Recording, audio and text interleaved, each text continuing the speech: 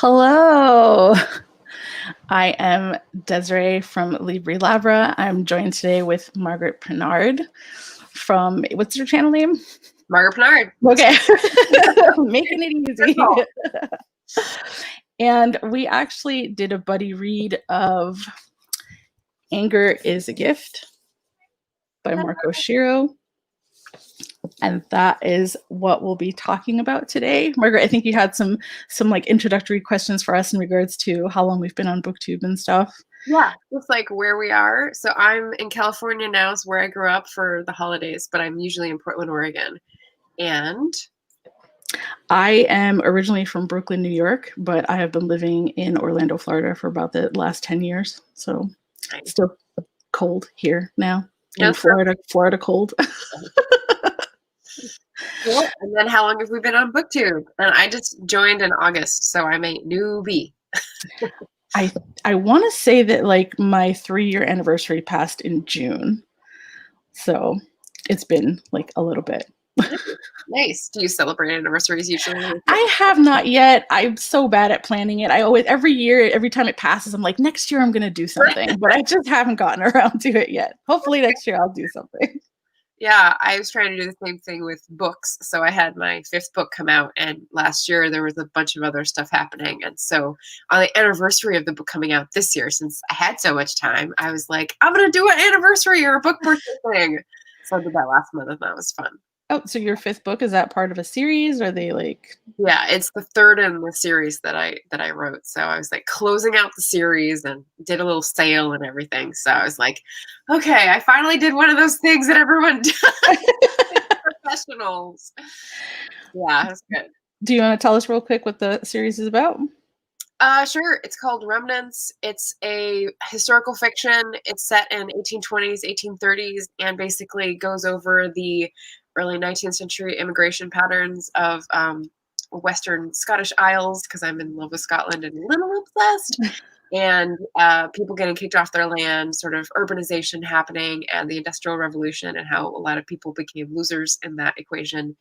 And that's how we got so many immigrants to the New World. These people came to Nova Scotia, and then, once a generation passes to the next, so you have different wants and desires, and so one of them went back to Scotland. So you've got like an interplay of forces to be reckoned with in both places. So it was really fun.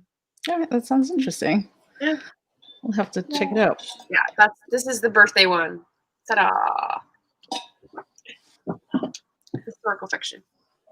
But yes, so I know that you had like approached me about doing a buddy read, and we were kind of trying to figure out what we wanted to read together, and then you were like, oh, I saw that we both have this on our list. Had you already heard of it from Bookish Realms? No, I just saw her video recently where she talked about it, so that's why I put her in the Twitter comment. But this is something I picked up from a used bookstore, not knowing about it, but being very intrigued by the text, like 2019, I guess. And so when I was looking for buddy reads, I was definitely looking for things that I already owned, because I was in that like, okay, slump, like let's not spend any money.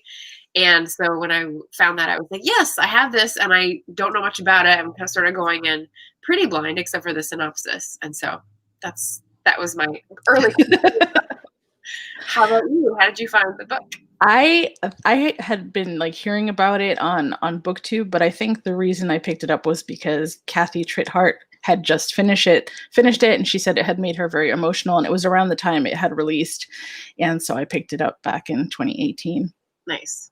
And I'm kind of glad I didn't read it as soon as I had gotten it. I think it lines up so much with some of the things that we have seen today. Some of the things that, and I'll go into a little bit more detail later, but there are just like a few things in regards to how protesters were being treated that I don't think I would have believed had I not seen it all in the news recently. So I think it just really, really impacted me a lot more, knowing everything that has happened around us lately. Yeah. I think one of my absolutely believable, because we've all seen it, Yeah. Cool. Overall, What's our feel on the book? I was giving it 4.5 stars because I had a couple of things, but the overall impact was like very measured, very sort of well plotted, and I felt very well guided through the story. Characters very well drawn, very sympathetic, and very real. So I really enjoyed it. Yeah, I did too, and I think it spoke to me a lot more than some others books I have read. It just felt very real, like you say, but there was just so much talk about the process and the activism and the questioning and the things that were happening, and there was a lot. It really, really does guide you through all of it, and I think it's a great book for everyone to read. I would probably lean towards 5. I'm not like a super critical reader, so I'd be interested to hear like where there were little pinches or whatever you refer to them as. Pinched. So the couple things, so the interview that I mentioned to you on Book Riot, where they interviewed Mark Oshiro, the author, he said a couple things that were really interesting.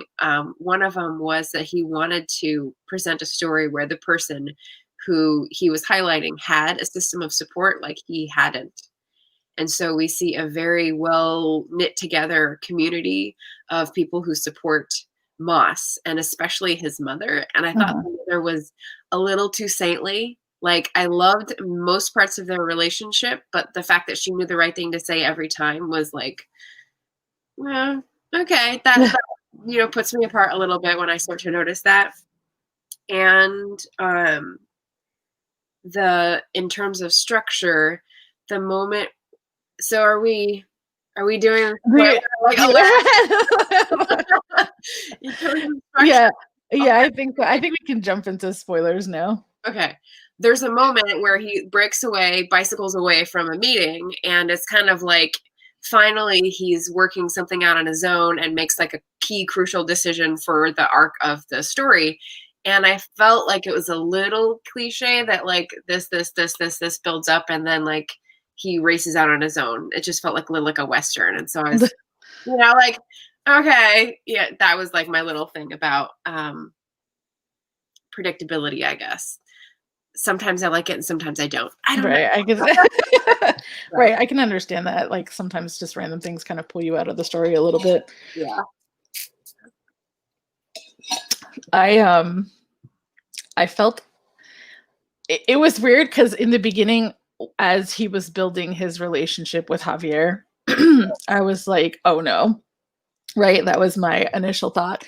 And then it kind of like led me away from that. And I was like, no, it's going to be okay. I think, like there's other things that they're dealing with, not necessarily anything too serious quite yet. But,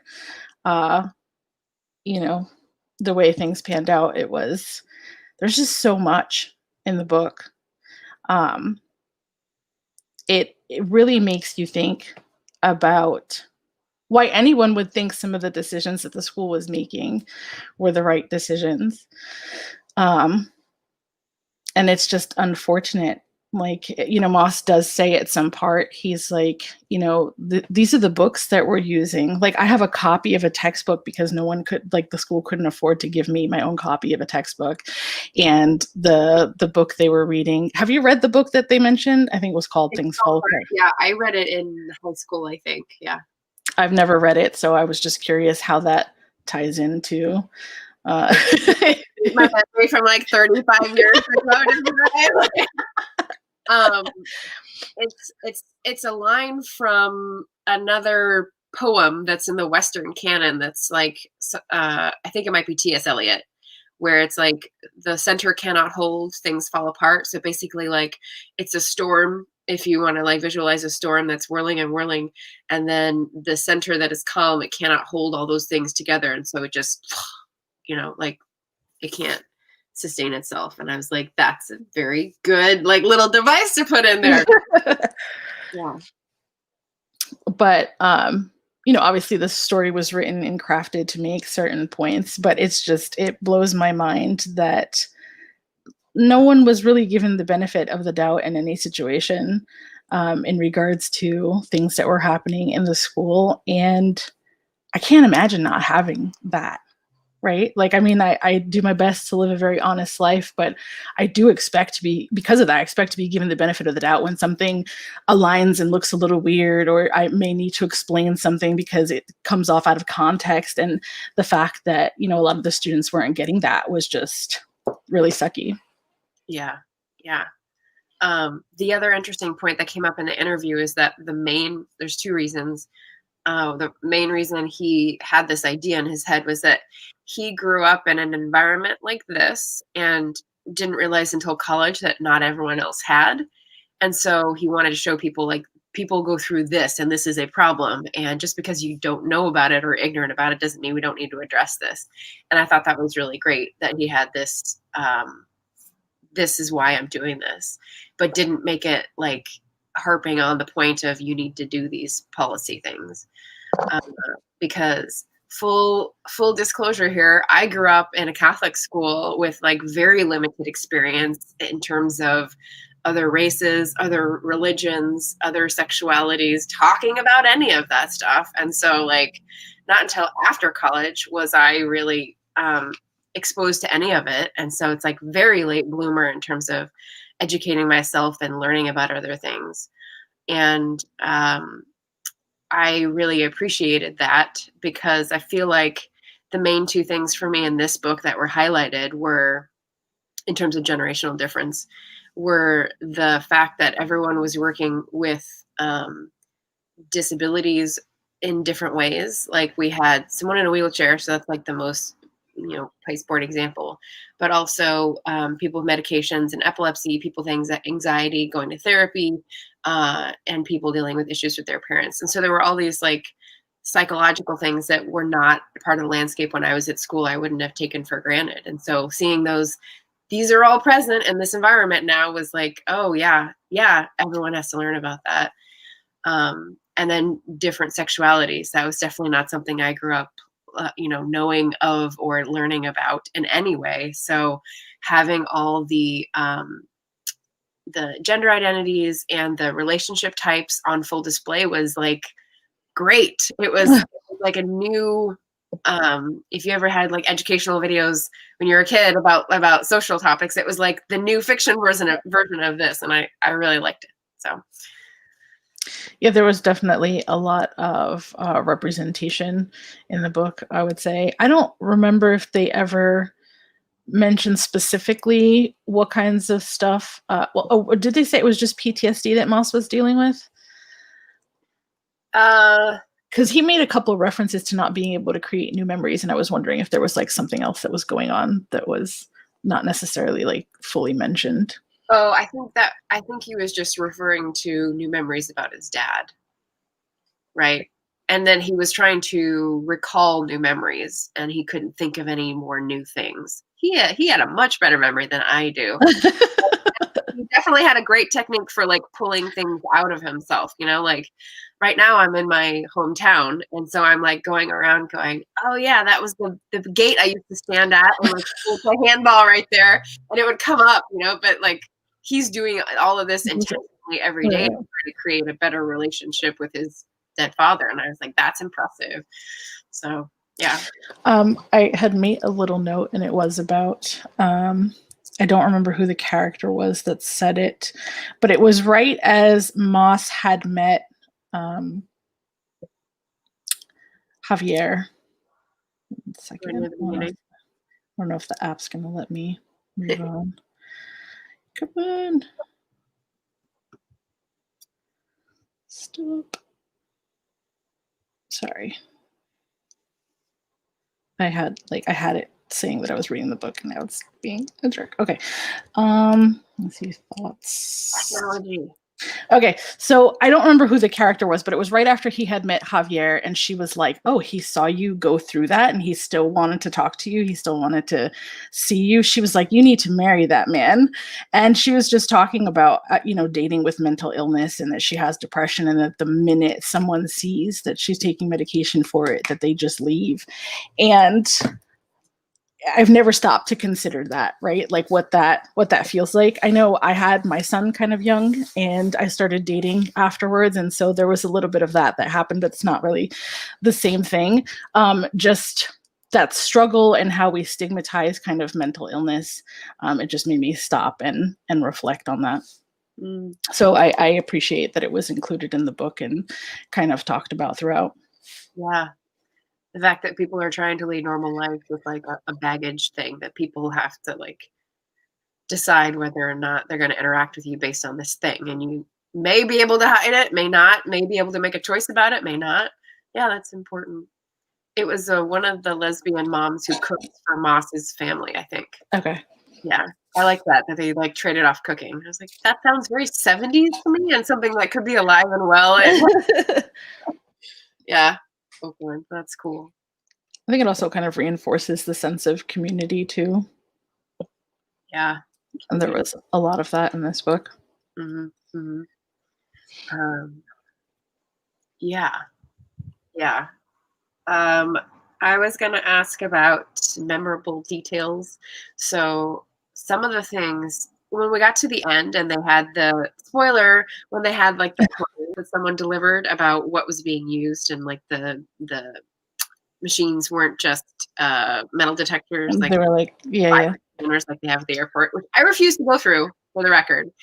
But at the beginning, when I was seeing these things happen, I was like, what are they using? And it comes out, they're like military grade things that police departments have. And it's like, oh, I've read articles about that. So the other thing that reinforced the whole real thing was the details of the weapons that are out there and being used. Yeah, and the other one was the Silent Guardian, and that's been used as well, like during the protests that have been happening lately. And so if I had read that before knowing that, I would have been like, what kind of science fiction machine is this? Like, yeah.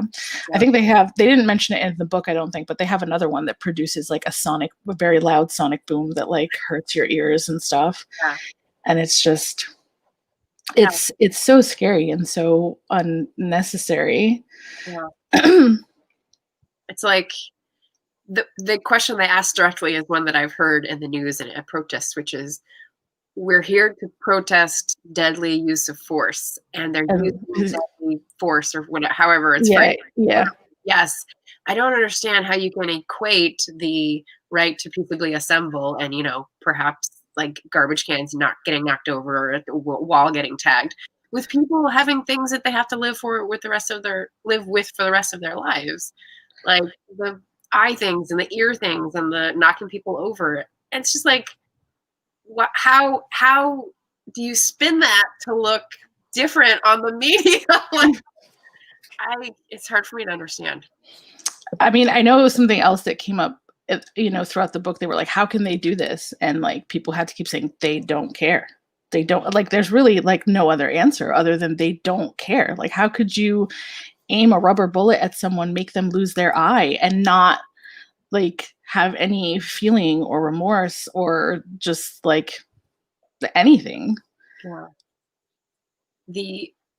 So one of the things I was thinking about was the excuse. So the event at the school where that they were looking for an excuse to bring in the Oakland cops into the school. And so this one altercation, which was the cop that's already there beating up a student, was the excuse that they were looking for. And I'm like, but why are they looking for an excuse? Like, because they want to exert power over a population that they feel, I don't know, is challenging them. And like, I have just a big why question mark. Like, what is it about people who are in power that makes them want to abuse it in that way? Like, beyond greed, like it's like cruelty. And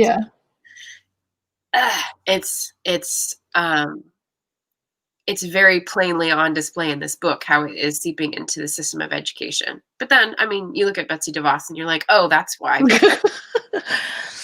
Yeah.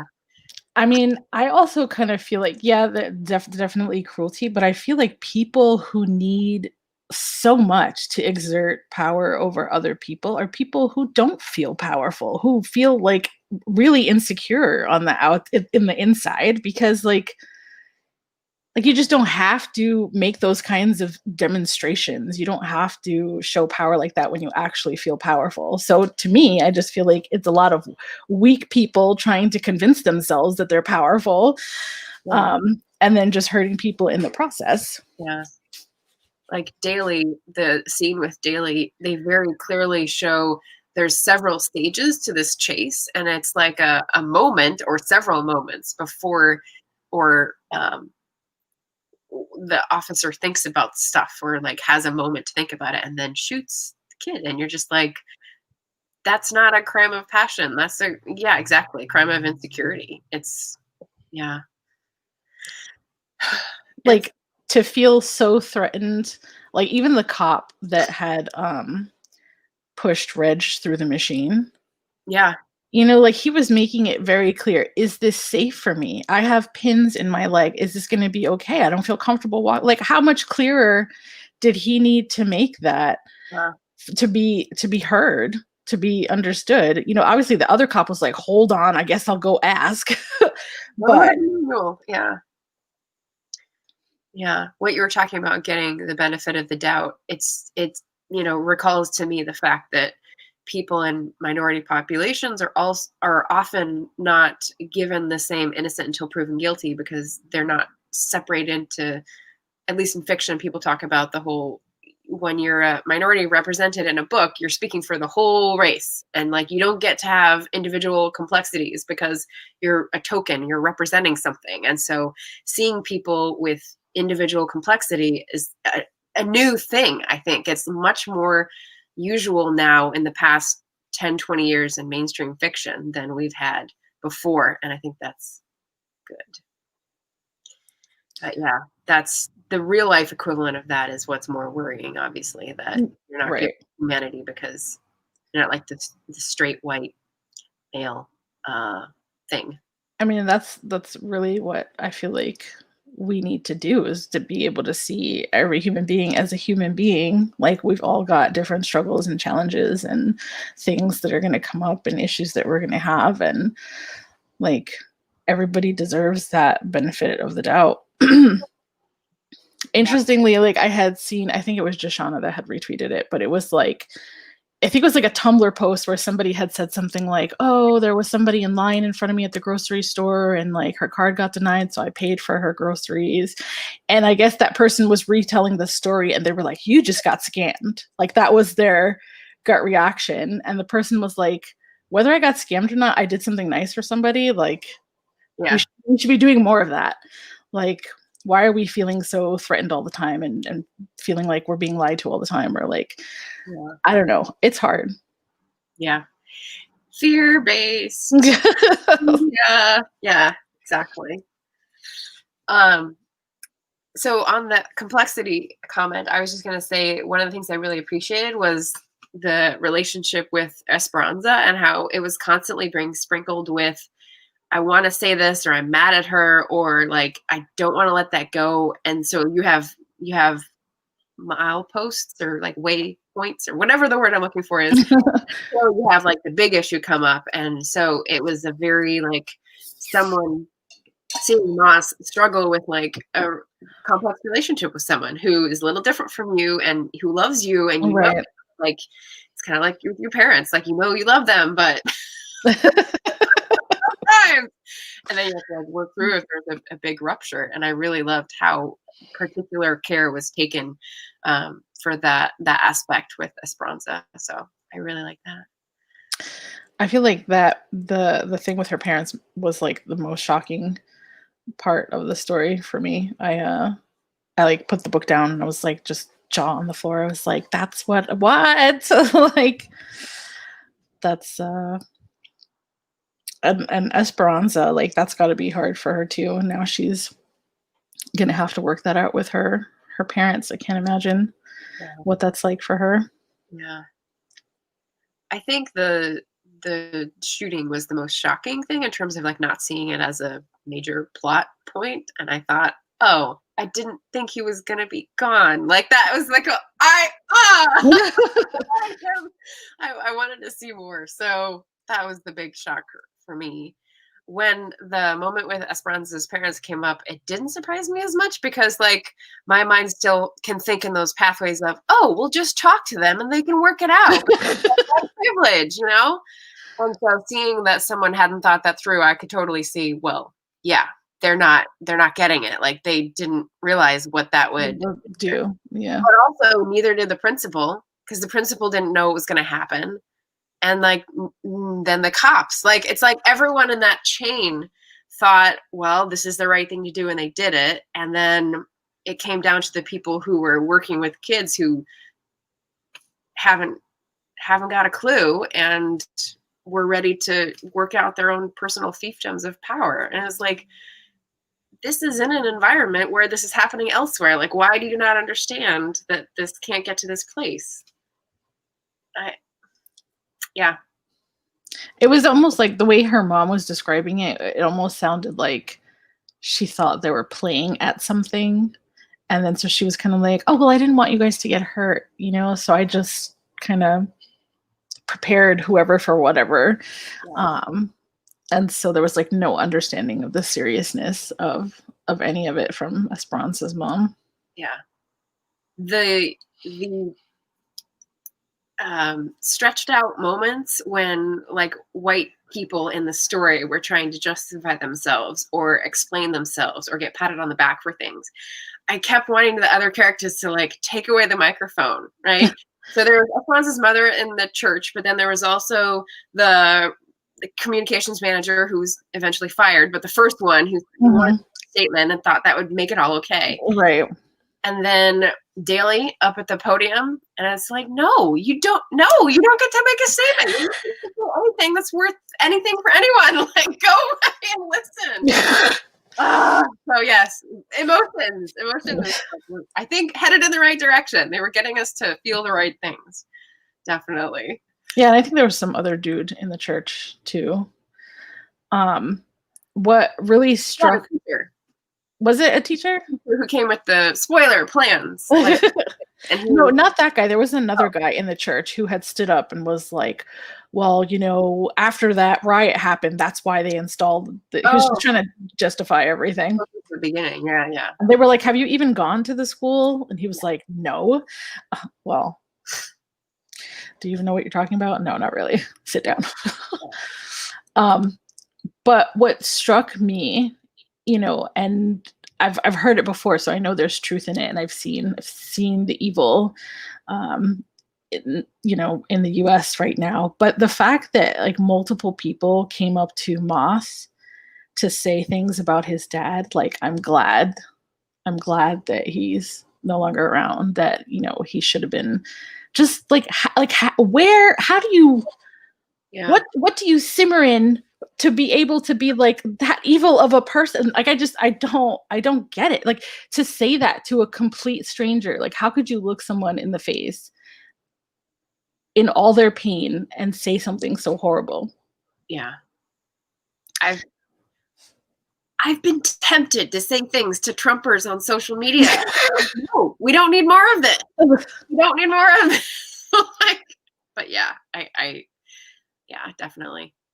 And I can't even imagine what that does to like the person on the receiving end, like how that breaks the human spirit and everything else. Like, it's pretty horrifying. Yeah. So I'm still kind of surprised. Something I do is I hold on to books. I don't DNF, right? And my friends are always like, get rid of books you're not going to read. And I'm like, no, because one day the universe will put the book in my lap right when I'm supposed to read it, when it'll have the most impact. And I feel like that's what happened here. Like, there was just so much in it that I was like, what? 2 years ago, it didn't seem that bad. I mean, maybe it was all still happening anyway and just wasn't being reported on in the same way. But this just hit really hard right now, I think. Yeah. I think the mass protests based on the cop murders have basically been happening every so often since like 2014. Is that when now I just blanked on the name. Missouri. the suburb outside the capital, Missouri. Anyway, yeah, I feel like maybe the whole Trump administration was like a suck all the oxygen out because he takes every headline. And then this year, because there was so much other stuff going on, it became like a different landscape of what's on your 2020 bingo card. Like this, everything catastrophic is happening. And so, yeah, it's and we've all had time to absorb it because we've been home and yeah, exactly. To absorb and think about it, which is maybe what we need. I don't know. I always have hope, but yeah. Okay, so what else did I have in here? What I really appreciated, I thought he did a really great job of dialogue and humor. There's a lot of adolescent humor that made me feel not so old because I could understand most of it. And then like the interplay between the co-parents, like basically all the mothers, Wanda's friends, and how they would interact with like some of the comments about marry that man. Yeah, right. Yeah. Just funny stuff made it very comfortable and like up to date and warm and fuzzy. And so I liked that there was that aspect even with all this other trauma and violence. I agree with that. Yeah. So one of the things that Mark Oshiro said in the interview was that it was originally going to be a sci-fi movie or sci-fi plot, and he had a whole nother level of murder robots living under Oakland. And I thought, oh my God. There was, like you said, there's already a lot in this book. And so to have murder robots, but then I started thinking about that term, that phrase, and I was like, well, he does have murder robots in this book. Kind of, yeah. Like, so having the costume choice of the full riot gear in real life and in the book, and having the character device of the no identifying gear and no face, and so they don't have lives for the reader, and having them be in the school where they don't belong, they're not invited, and they're out of place is like a very alien thing. So I feel like we are living in a bit of a post-apocalyptic or science fiction universe in terms of my experience, because this is not how I grew up and all this is new to me to grapple with. So how did you think about like the sci-fi elements that you could pick up in the plot? I mean, they all just felt super real. Like nothing felt like much of a stretch at all. And I just think he did a great job with everything, and you really feel the weight of some of the things that the students are grappling with from the beginning, from like the first page. Because I think the opening scene is it might have been after that, but when they're in school and they're talking to the teacher. I really liked the teacher, by the way. I liked the way she was running her class, and how she that little event where they were all staring at that one kid because he wasn't paying attention was kind of funny. Phone. Yeah. Yeah, so I can only imagine like looking up and everybody's staring at you, like but everything was just laid out really well to get you to understand what the students were dealing with. Yeah. And his original purpose in getting people who like were from a different walk of life to understand this is what people go through, this is what he went through, was crystal clear. And so this is why everyone should read this book, right? Because it's a great thing for cultivating empathy. I think so. Yeah. And Ashley from Bookish Realms, I read her review, and she had mentioned that she grew up going to a school that had metal detectors and stuff like that, and that she never thought twice about it until reading this book. And that wasn't my experience. I went to like an all-girls Catholic high school that was like really small. Like my graduating class was like 52 girls or something like that. And there was one time where I had to go to summer school, and my school didn't offer it, so I had to go to like one of the public schools or something, and it was a much bigger public school, and they had metal detectors, and showing up to go to class and those long lines to get through the metal detectors, like it was such a strange experience for me. I was like, how am I supposed to get here on time to go do I ended up, after that, after trying to go to register and experiencing that, I ended up going somewhere else to go to summer school because it was kind of far. Yeah. But it was just like, I can't imagine people having to do that every day for their education. Yeah.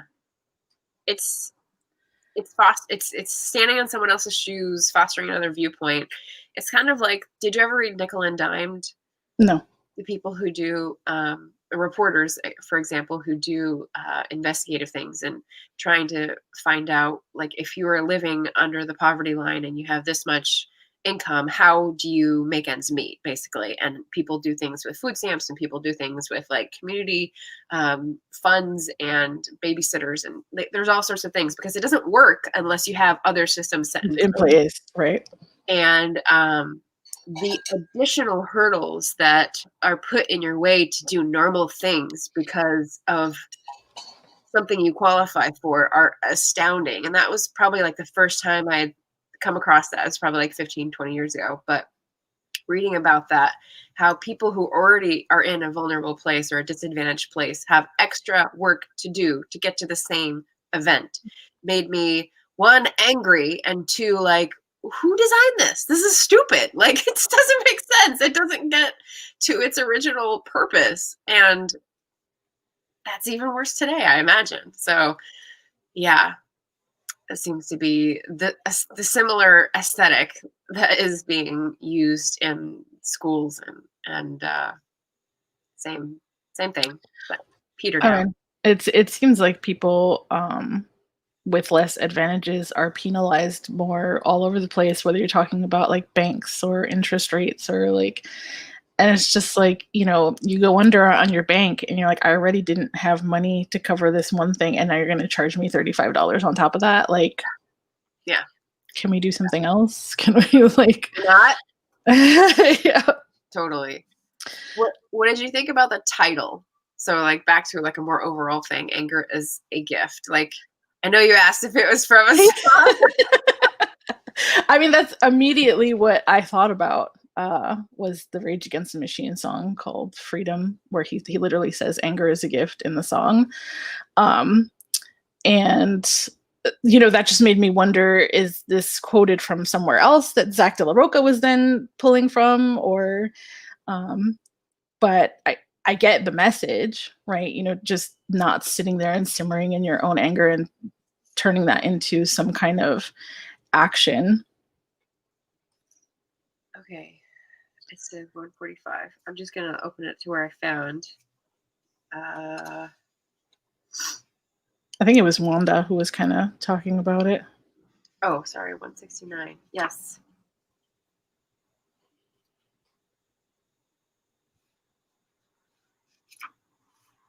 Yeah, it doesn't say. Never mind. Okay. Where she says it, but it doesn't like give any other context. Anger is a gift. Yeah. Because otherwise you'll stew in it, like you said. Yeah. So she was just telling Moss, you know, feel what you're going to feel, but don't stay there. You have to then move into a place of action, or else nothing's going to ever change. Yeah. And I like that, you know, for the most part, the book was holding everyone accountable. You know, like even the one cop who was like, I'm so sorry, this shouldn't have happened to you. He was like, did you do anything to stop it? No? Okay. Well then, are you really sorry? Right. So it didn't let anybody off the hook. Yeah. As far as the story was concerned. And there should definitely be more of that. I think we need to be holding like our family members and friends and whoever else accountable for stuff. Yeah. Yeah. It's hard to have those conversations. It's hard to communicate even when you like do something wrong and you know you did something wrong. You have to get over the sense of shame to do that. And so when you're talking with a family member or someone close to you who you think has done something wrong or like holds a bad point of view and needs to expand their consciousness, you're dealing with your own stuff as well as theirs. And so I've tried this recently and just found it very difficult to get started. So yeah. You haven't Go ahead. I'm just thinking, what are your thoughts about the way it ended? That's a good question. And I think the ending was, I guess, pretty realistic in regards to Haley Simpson, and that was kind of the turning point. It's a shame, but that's how that went down. But one of the discussion questions says, do you think he gets his wish? Do you think Moss gets his wish of stop killing us? And I was like, I don't have any faith at the end of the book that this changes the tide.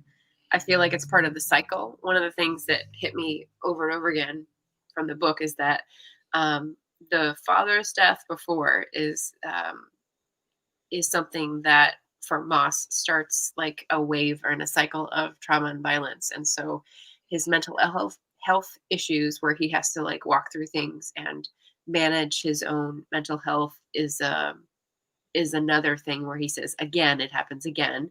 And then the trouble at the school and the protests, it feels like there's this fatalism almost. Like if you're a fan of Victorian literature and you hear about the Wheel of Fate, that is used more in context, I guess, of like someone doing something bad and being at the bottom of the wheel, the bottom of the pile, and then doing something good and being at the top of the pile. And so it's like fate and privilege or class, I guess. And I feel like this cycle of trauma and violence is more of self-empowerment and then like just getting the raw end of the deal and being on the bottom again. And so it's the good things that they have are their community and their self-image, and the system doesn't seem to ever be changed, at least in this book. mm-hmm. So I don't think that the ending is very hopeful for the systemic change, but maybe a character or two would point to that. I don't know. Can you think of any like people who I mean, in the end, they said they were going to remove the police presence and the metal detectors. So that is like, I guess, a very small win. I mean, but at the expense of the loss of, Haley Simpson or Javier, or, that doesn't seem like it was a big enough win, and like you're saying, like started from. Yeah. With the leaky roofs and the paper books. So yeah. I guess like maybe I was expecting there to be not such an open-ended ending. Like, I don't know, I guess I expected him to know what to say other than what he said, because he kind of just said, stop killing us, because he didn't know what else, like he hadn't thought past that. I don't know what I was expecting. I guess the ending felt, pretty real and the message is clear. I don't know. I thought it would be a little bit, just a tiny bit different. I think it's pretty realistic that 16-year-old, considering all these things, is not the answers, and it's just going to be like, like, don't put me on the spot every time asked to speak, which is like, relatable. But as adults working this out, I want to see the next step be like policymakers getting involved, and there being measures put into place that say you have to consult with this person when you change something, and the budget is going to be rejiggered. So one of the things that came up on the ballot in Portland this year was, do we set a special investigator aside, because the special investigator panel of citizen oversight of the police is not really working.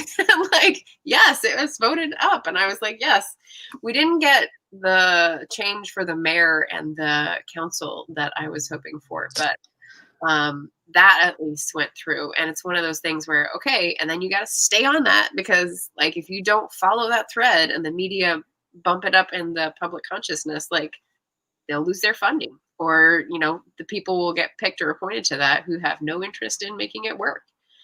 So it's just an immense burden of attention and time and processing that, people have to do to make sure that the change happens. I think this book prepares people for that. You see Moss, who's like a 16-year-old kid with, trauma and PTSD issues, like doing the work to manage his own reactions. And I was a little wary at first when he said he had anger like coming up to the surface and he could feel it, that there was going to be a blow up later, but Mhm. there's no blow up that is unwarranted. So I was Right. like, yes, I mean, that's proper and appropriate to me. So yeah. And that's a really big thing. I feel like, when stuff happens and it's in the news, you always hear people saying, well, they shouldn't have done this, and they shouldn't have done that. And maybe if they had just listened to the police. But at what point? Like if you're living your life, just trying to live your life, and you're constantly being treated like a suspect, or you're constantly being, antagonized or brutalized, or like at what point are you just like, I've had enough? Like nobody's going to be able to keep dealing with that. And then also, like, if you're going to be constantly accused of something, then what does it even matter? Like, what does it even matter? I'm sure people are thinking, like, why even do the right thing if I'm Right. going to be constantly being treated like I'm not doing the right thing? So, The system doesn't value doing the right thing. It's right. telling you the wrong message. It's a disincentive, if I'm using that correctly. But yeah.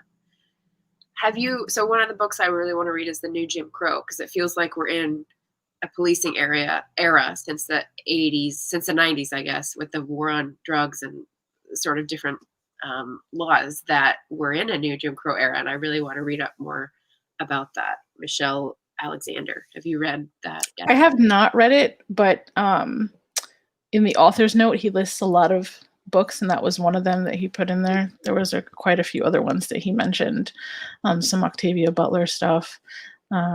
So I was hoping to go back and kind of go through his list to see, and that was one of them. Have you, a side note, have you done any planning? So I did my little planning party yesterday. Have you done any planning for 2021? Not too much outside of like, I think I want to participate in Buzzwordathon. Word? Have you never heard of Buzzwordathon? No. What?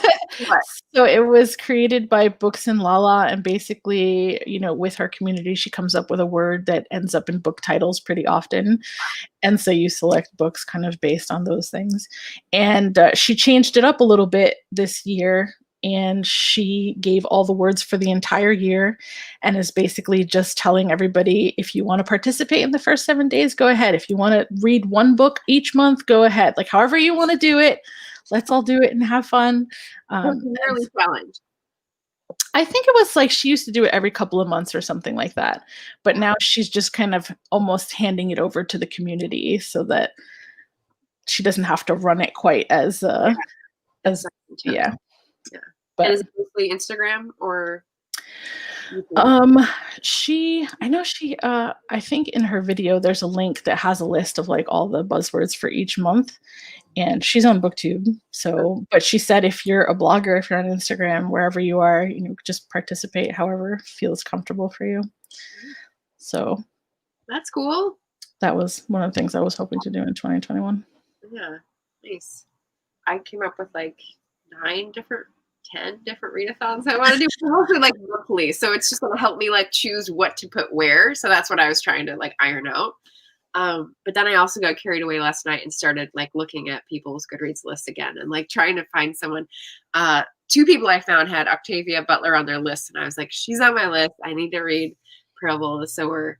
So I want to do that next year. But yeah, he has great recommendations. You're right. So I'm super behind on a work book club.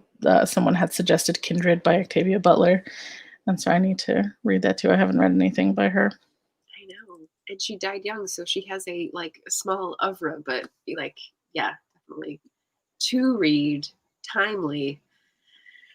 It's just always like so much, not enough time. So much to read, not enough time. So many books, so little time. True. Let's see if I missed any other points. The full range of feelings for a Black main character, loved it. The title being in Wanda's voice, loved it. One of the other things I thought that was interesting was a discussion question is, how do you feel about the characters being majority, minority, especially in terms of sexuality, gender identity? So I said that a little bit about how that was new for me because I'm in a different generation from the kids today. But it's also a policy question in terms of like, is that where we're getting all this white insecurity? Because like it's forecasted that demographic shift will be that whites are a minority in 20 years or whatever it is. I don't know. Do you give much weight to that, or like? I mean, I don't know. I don't know where all of this has, like, all the recent stuff and the rise of white supremacy coming back and everything. I mean, maybe it was like always there, and Yeah, hiding. yeah. Can we ever like make it go away? I don't know. Like, is there enough educating? I feel like there's going to have to be a lot of deprogramming that happens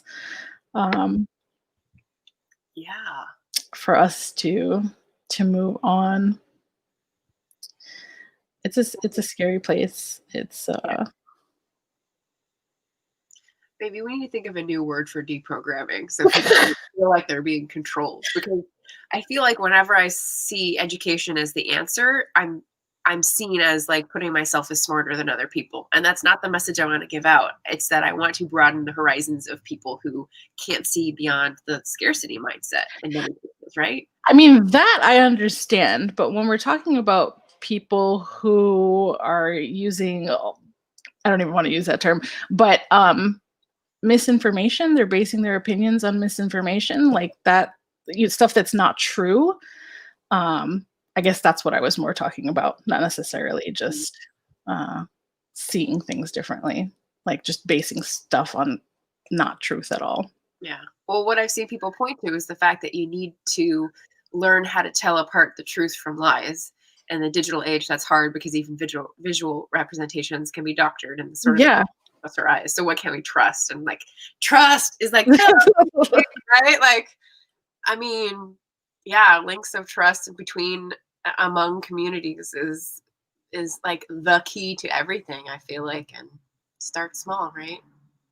I feel like there just has to be like a healthy dose of skepticism, right? Like whatever you come across, especially if it triggers a very visceral response, maybe ask, okay, well, is that probable? Did that really happen? Can I verify this? Like, if we don't ever ask those questions, then the Four Seasons total landscaping thing, that was like, no. No, right? Like that's obviously a ploy. No. And I just ignored it for a long time. Until people started making jokes about it. And I was like, oh, that's real? Oh, that's but this year has been so, like, there have been so many things that have been like, this can't be real, right? And it turns out to be, because that's how crazy 2020 has been. like, yeah, the latest lawsuits and stuff. Okay. Absolutely believable. The role of white people always like making it about them. That was like also very real. There was one thing that I feel like hopefully at some point people can think about it, right? Because there was, I don't remember his name now, but he was on Twitter and he was a Trump supporter. And I guess at one point he engaged in a conversation with Sarah Silverman, and he was being cordial and talking to her. They were exchanging ideas, right? And when his Trump friends had saw that he had respectfully engaged with her, they ostracized him. Yeah. And he was like, what, like, he was so, I don't understand. Like, so when he saw all the vitriol coming at him, he started examining everything and kind of changing his perception. And I know that when the election happened, he said, for the first time ever, I didn't vote for who I thought would be best for myself. I voted for who I thought would be best for other people. And he said that he voted for Joe Biden. So, like, that feels like a crucial part, right? Like, it's not just you that you need to think about. You need to think about others and what others are experiencing and what's happening to others, not just what's best for you.